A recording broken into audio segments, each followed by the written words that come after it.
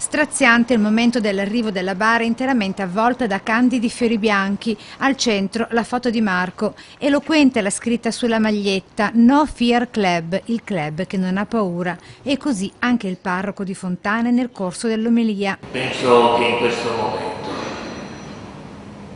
dentro di noi sono presenti tanti interrogativi. Al pari della famiglia di Marco, il parroco avanza dubbi sul gesto estremo compiuto dal 17enne, investito da un treno lungo i binari della stazione di Lancinigo e morto dopo 3 giorni di agonia.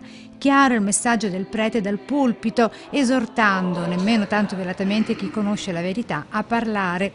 Soprattutto voi giovani, l'interrogativo porta a cercare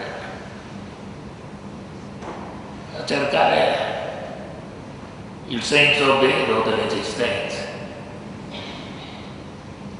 a venire fuori dalla paura. Il messaggio mentre Anna, la mamma, in prima fila con gli altri suoi 3 figli, simbolicamente stringe la mano del suo Marco, accompagnandolo in questo ultimo suo viaggio.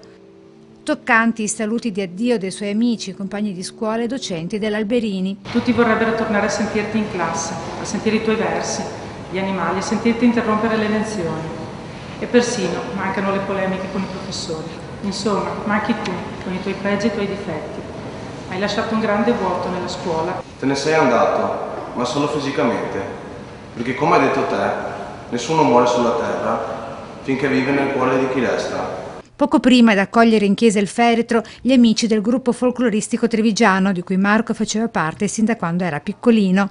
Sul sagrato anche Sheila, i bulldog di pochi mesi, regalo delle epifanie di Marco alla mamma. I funerali, mentre in procura a Treviso è ancora aperta l'inchiesta su questa morte con 3 indagati e l'accusa per ritardi nei soccorsi, con Marco che resterà sempre nel cuore di tutti. Ti vogliamo tanto bene, ciao Marco.